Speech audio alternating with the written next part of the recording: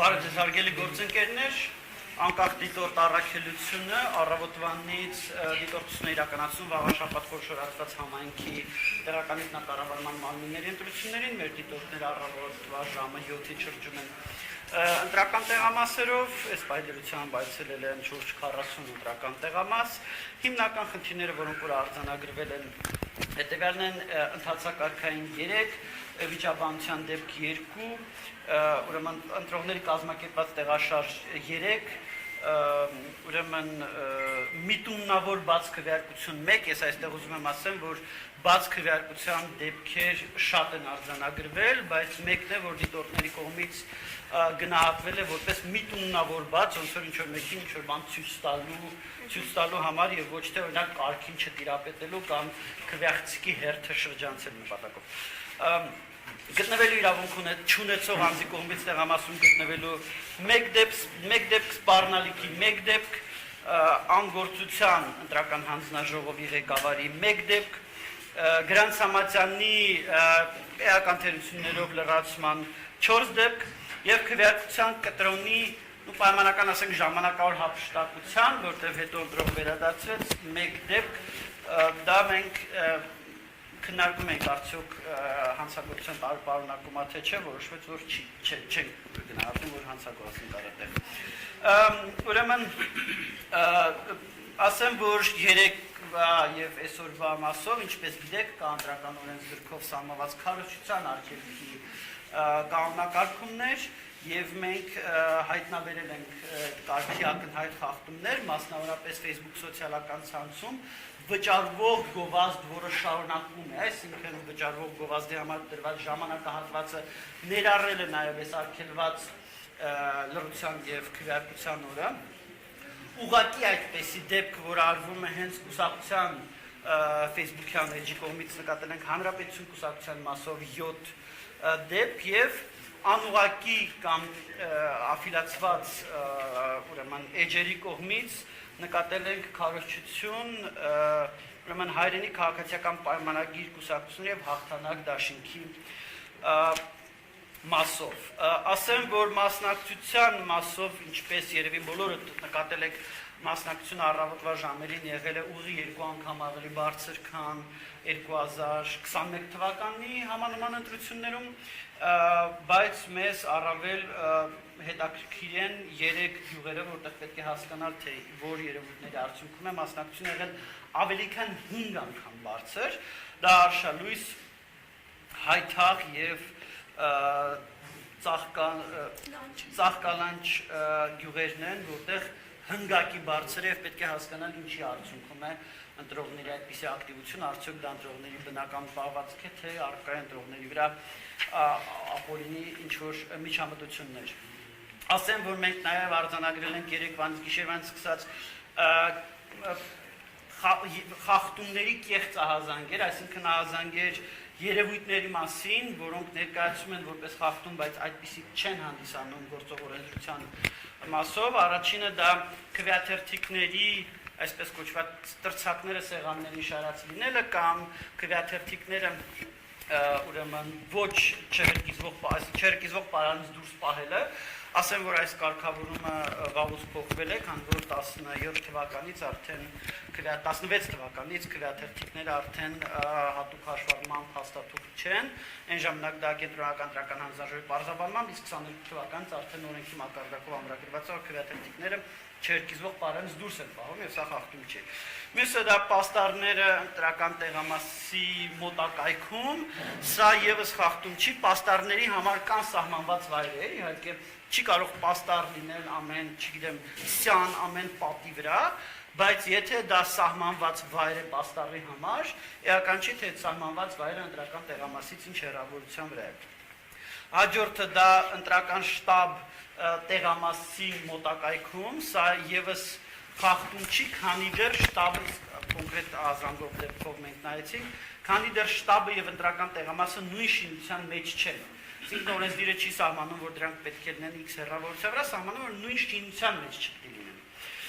Եվ նաեւ եղել է ինչ որ ահազանգ մի քիչ տարօրինակ շրջիկ քվեարկության բացակայության հետ կապված մի քիչ տարօրինակ, որտեվ շրջիկ քվեարկության ինստիտուտ Հայաստանում չկա եւ ճիշտ ասած ես կարծում եմ, որ լավ է, որ չկա։ Ես ասեմ, որ նախընտրական քարոզչության ընթացքում մենք իրականացրել ենք երկարաժամկետ դիտորդություն 4 դիտորդների կազմով, որոնք որ զրուցել են մասնակից 7 ուժերի հետ, 8-ից 7 ուժերի, այսինքն մասնակից 8 ուժերից 7-ի հետ զրուցել են, իրականացրել են տասնյակից ավել հարցումներ, գրություններ, դիտարկել ենք 35 հավաքներ, արձանագրել ենք 53 խախտում, որոնցից 45-ը պաստառների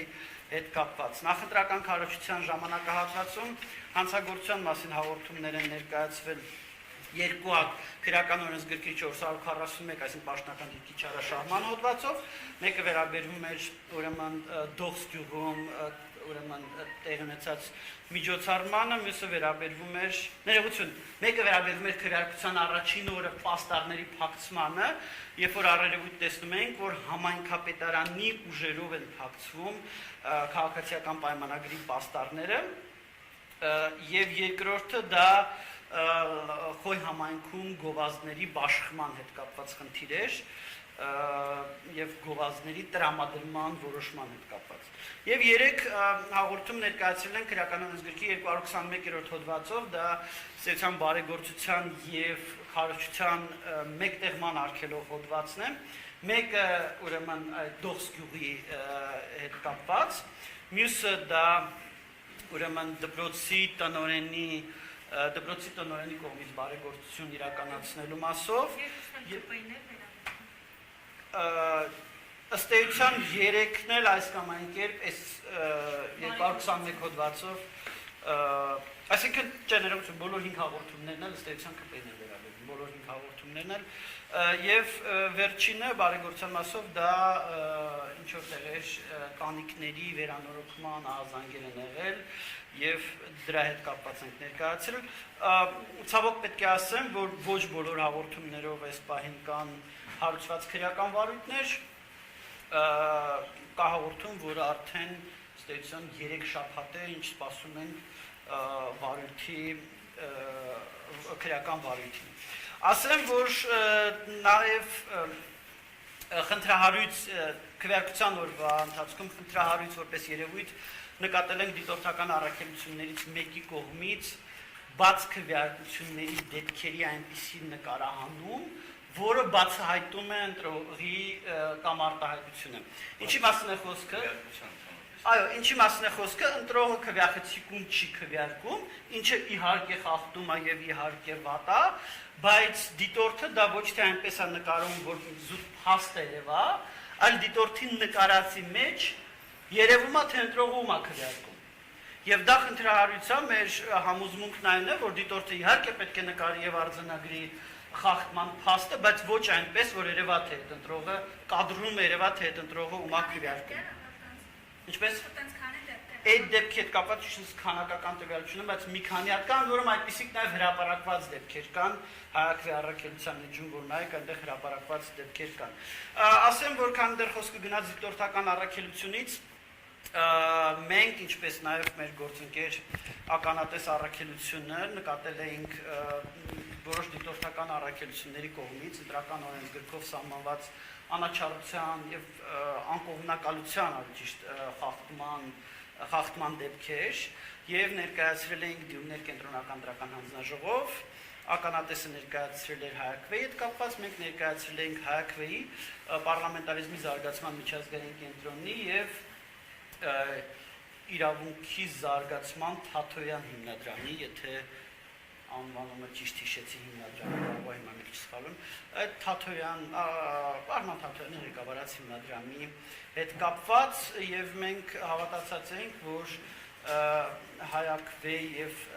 Թաթոյան հիմնադրամի դեպքում խախտումները այնպիսին են, որ պետք է հավատարմագրումը ուժը կորցրած ճանաչվի, իսկ իրավունքի զարգացման միջազգային կենտրոնի մասով 3 դիտորդների մասով էր խախտում եւ այդ դիտորդները պետք է ըստ էության դիտորդների ցուցակից հանվեն 3 այդ հարցը քննարկվում էր կենտրոնական դրական հանձնաժողովում եղել է այդ հանձնաժողովի պատմության մեջ թերևս ամենաերկար նիստը, որը տևել է 10 ժամ եւ 20 րոպե,